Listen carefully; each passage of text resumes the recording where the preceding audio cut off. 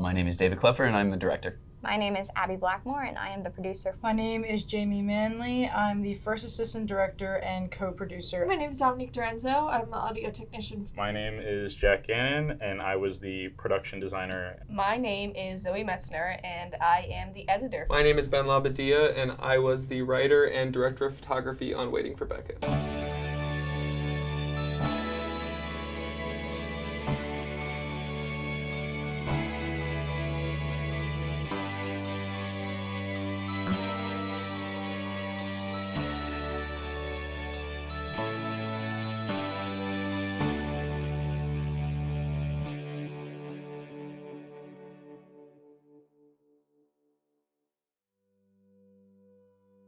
Waiting for Beckett follows Danny, who's a 16-year-old boy, in a hospital waiting room with his homophobic father, Todd, and his older brother's secret boyfriend, Josh. And his brother is admitted to the hospital with AIDS, and this is during the AIDS epidemic of the 1980s, so it's a really big deal, and Danny doesn't really understand what's going on or what AIDS even is. And we just kind of see how that whole interaction unfolds. Especially with the story that we're telling, you haven't really seen on the screen before. When Ben wrote it originally, and then I was telling him my, personal parts of it with my uncle and my family, and that really had a personal connection and draw to me. So I really love seeing my personal connections and everyone else's stories really come to life. Given being a New Yorker, growing up in the middle of the AIDS crisis, having friends who are long gone, it was a script that was touching to me, and I felt a story that needed to be told. And so when writing the script, it was a lot about how you come together in a time when someone who you all love is sick, and that's really representative of Todd, who is super homophobic and doesn't really understand his son and is very mad about the fact that he has AIDS to begin with, and isn't really thinking about the fact that he's dying, and Josh, who doesn't like Todd because he is so homophobic. Now, Beckett obviously gets the rough end of the stick, but we never actually see him. It's just the chaos that is created around him through society and expectations and what people should be and what people are gonna be and what AIDS is and what one person might consider as dirty and disgusting, and another person, that's who they are as a human being. And then the idea of them coming together in the end and kind of resolving that anger towards each other and towards Beckett because Beckett is sick and they both love him. And at the end of the day, that's all that really matters. My name's Creed Cooper, and I played Danny. Danny is somebody who, he's a fearful guy. He's a fearful little guy because obviously he has somebody above him who is making it hard to branch out, learn new things, try new things. So he's fearful and very timid. Deep down, he wants to be open-minded and vulnerable, but he can't. All these things from his dad, bits and pieces that he's learning from his brother and from Josh. So those two conflicting sides are like swirling around in his head. He's just frustrated, very confused, and trying to learn new things and trying to, come into his own, which I think is really beautiful. What are the characters' names? Hi, my name is Ariel, and I'm playing Todd. I wasn't crazy about playing my role. It was the character that was my role. I think it's an important story to tell from a character's perspective. And I hate to say this, but maybe doesn't seem always angry. That he's justified from his own point of view, in his thoughts, in his beliefs, or at least he believes that. It's difficult with toxic masculinity, if you want to call it that, to look at an individual and say, maybe that person's also a hurt child. Growing up in a society or in an area where sports and wrestling is the number one thing, and how far you succeed in that shows how much of a man you are. In a time like 1985, to have not only a son who identifies as gay, but to have one in a time where everybody thinks that AIDS is a gay disease and you can't get anywhere near them. That has to be difficult on him. To watch Todd go through what he's going through becomes less about the disgusting homophobia that he has to deal with, and it's more the avenue of how he shows anger. I don't think at any time Todd is disgusted by his kid. I don't think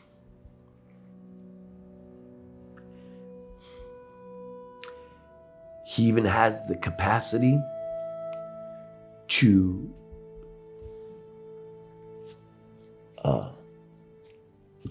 hate Josh. It's just an overwhelming blanket of emotions that he can't communicate. And his way of venting that is through the anger, through the abuse, through which I'm sure is what happened to Todd growing up in his life too. My name is Devin Lapierre, and I have the great privilege of playing the role of Josh in Waiting for Beckett. When I read the breakdown of his character, I said, I'm him. He's me, I can do this. It's been a dream to portray a positive image for a Black gay man. And I jumped at the opportunity. And so it was important for me to imagine what it was like for a Black gay man in the 80s, in a time where it still wasn't okay to be gay, but also we were still having issues with being Black at that time. I think we still have issues even today, but it was a very emotional task that I voluntarily signed up for, to create this world and to play Josh. Josh most likely probably was rejected by his family, so he had to be very strong for himself and had to be very confident to walk in a world where you're Black and you're gay. You're a double minority. And to walk in a world with confidence and respect, and then to now fall in love and to meet this better half, and now your better half is dying. And now, not only is he mourning this, but then he has to be strong for this kid. His brother, the love of his life, his younger brother. And it's not something that he wants to do, but it's something that he has to do.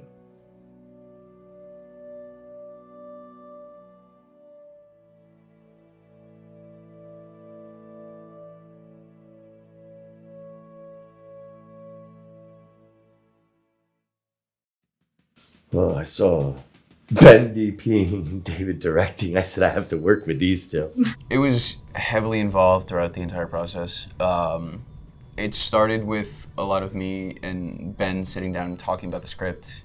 Every time he came out with a new draft, he'd send me revisions. And I had to go through 9 different drafts until it was shootable. It was a lot of trying to communicate my creative vision and like kind of what I wanted the film to look like, what I wanted the general vibe to be, and try to get everybody on the same page with that. In pre-production, I was, making lookbooks, kind of figuring out who these characters were, and really just sort of figuring out what they'd be wearing, like their wardrobes, and like how they would reflect their personality through what they wear. And that was a lot of fun because that's something I like to do. Like, I like to express myself like through my clothes. So there's a lot of like that, and a lot of research on like 80s like hairstyles and wardrobe, and then also I did set dressing, so I was kind of researching hospitals from the 80s and like what that would look like. Going in, I was a little nervous because the previous capstone that I'd worked on, everything kind of went wrong. I had a ton of broken equipment and stuff, so my main concerns going in were making sure that I didn't have to deal with that ever again. I worked mainly on crowdfunding, designing all the incentives, designing everything for the Seed and Spark, for our Instagram. I did a lot of social media marketing to grow our accounts, really help people try and get to donate to fund our film. During production, I was mainly kind of running around all over the place. I was using my car a lot to get either actors from their Airbnb to the set. I was making sure that we were getting any last minute bits and pieces that to make production go smoothly. I was also running out and getting food a lot of those days, so we made sure that everybody was fed.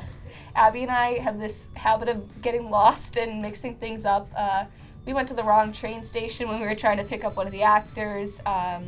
We went to go pick up food at one place and it was the wrong restaurant. So we definitely had some interesting car rides. Every day I would get there, set up the camera, make sure we knew what scene we were doing, where the lighting was going to go, the blocking for all of the actors. So me and David worked a lot together on planning how all of that was going to go, and then me and Dom planned on where she would be while I was shooting. So it was a lot of collaborating with the other people on set and making sure we knew what we were doing for the day. My main concerns were getting good sound, making sure that the actors were comfortable with the mics and everything, making sure that everything was going smoothly, all the recordings were offloaded, that Zoe had everything that she needed, all the Foley sound, room tone, coverage. As a first AD, I obviously am running set, so I'm making sure that the DP and sound and director are ready to go for a take, to make sure that we were still ending on time while also completing everything that we needed and not tiring out our actors.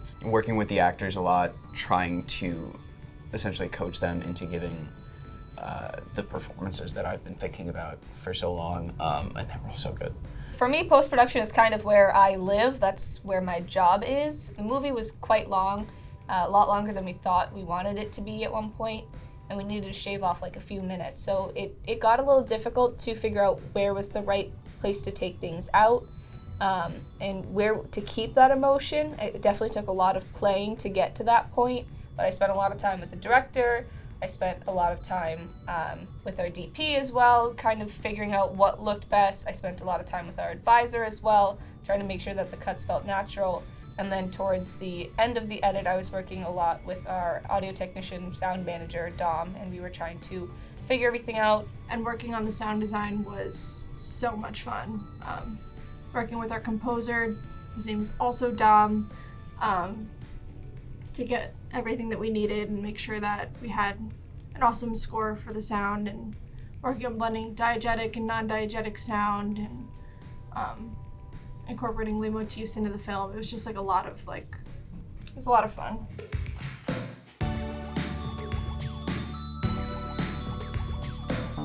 One thing that I'm really proud of is scene 3, where Danny walks in the A's ward with the bag of chips and everything. Just because I directed that very differently than Ben had wrote it and initially intended it to be. It's kind of set up to be like this horror scene. It's very scary, especially from Danny's point of view. It's like the first time he comes into contact with an AIDS patient. So he's terrified because especially during this time, nobody knew anything about it. So there's this whole big stigma. But we kind of took that scene and I directed it in a way that it wasn't kind of told from Danny's point of view. It was told from the AIDS patient point of view. Because obviously he knows that he's just picking up and giving the kid the bag of chips that he dropped. There's nothing gonna happen. He's fine. And he's almost like this. He finds it kind of funny because this kid's an idiot. He doesn't know what's going on. It's a very different scene than the rest of the other ones, and I really enjoyed working with that and kind of figuring out what was effective there, because that scene was much longer, but we cut it out to make it more about Danny, which was really cool. One of my favorite things that I did was we have this poster that says you can't catch, or what does it say? It says most people think you can catch AIDS from a glass, you can't. And there's a shot where Danny is he has his headphones on. I think it's right in the beginning of the film. And he has his back to that poster, and he has his headphones on. So he's totally unaware of it. And then later on in the film, he takes a swig from the flask and he's like, oh crap, am I gonna get AIDS? So he was totally just unaware of that poster. The onion. Yeah, exactly, yeah. And I'd say the outdoor scene is also really great as well, because there's just so many beautiful shots in that whole scene, and making everything work. It was a little bit of a challenge, but I was so happy with how it turned out after. While doing that scene, it dawned upon me wow, this is the one time where Josh can really just let his feelings go and just say whatever the fuck that he's feeling. And I remember when I did the monologue in Danny's line, but why didn't he tell me? I thought we were brothers. It's like he snapped me out of this tunnel that I was in of just my own pain and grief. And where I'm like, oh, I need to be strong for this kid right now too. Danny's most difficult moment, I think, is pretty obviously that last moment with his dad, where he has to put on his big boy pants, and he kind of helps his father cope and navigate the feelings of everything going on, and he's taking the lead there and, you know, leading him to his brother and making sure that his father has these moments with his son when he's having all these conflicting feelings about it. And so that would be very difficult for Danny. Granted, I'm working with the fabulous Ariel, and so even in a difficult scene, he makes sure we're okay and just fabulous to work with. Even though sometimes it's very difficult to get through a scene when he is making noises and faces, and I'm supposed to be sad. Go! Hey, girl! Oh, Daddy!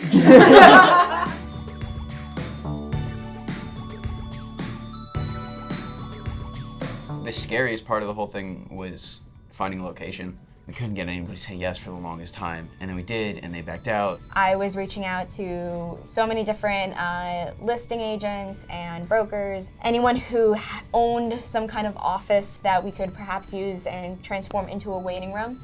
I would need to make a camera map and plans for every location so that we knew, how this was going to go in advance to when we were shooting. And so we would get one location, and I would make an entire plan for that one location, and whole storyboard and everything, and then it would be that fell through, and we had to make a whole nother one. And I had to do that multiple times. We thought we had our location locked, and then we got a fun little email one morning, a week and a half before we were set to start shooting, that they were pulling out. So it was definitely a stressful couple weeks, and then that specific week was incredibly stressful, where there was just that sense of relief, maybe 4 or 5 days before we were supposed to start filming, when we finally locked down that location. And so to be able to be we got a place, we've got everyone to sign the forms, we paid them. Abby absolutely pulled through with getting the perfect location at an insane deal. Just so much work went into that, so I'm just so incredibly happy that it all ended up working out for the best. I think we had a lot of great moments just, in downtime on set. We had the whole diva glasses, which I'm sure everybody's talked about a million times. The first day of the shoot was Valentine's Day, so I have these red heart glasses. I was like, you know what, it'd be really fun if I just brought these in for Valentine's Day.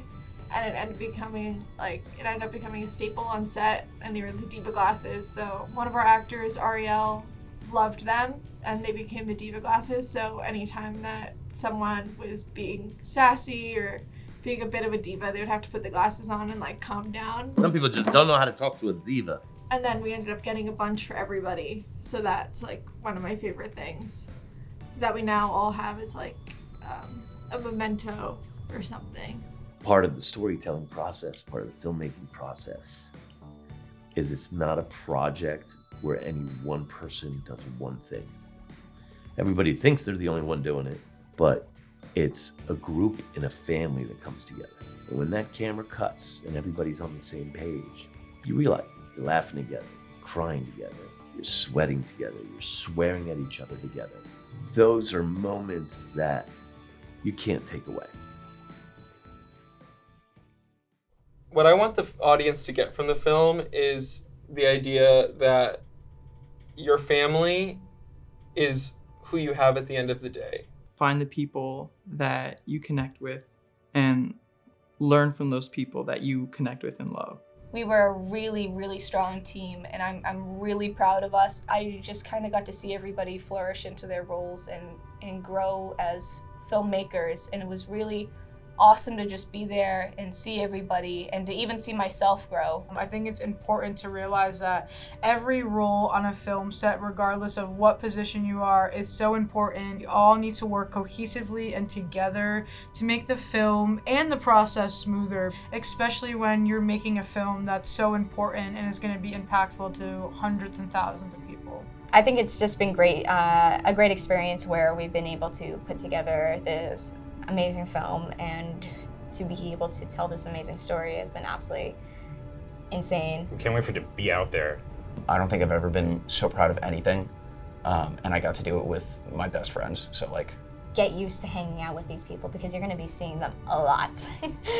Felt like at the beginning we were just a bunch of kids who were all really confused and trying to figure this out together, and now we're much closer. We have this now bond of making a movie together, and I think that whole process of seeing us grow as students was incredibly awesome to watch.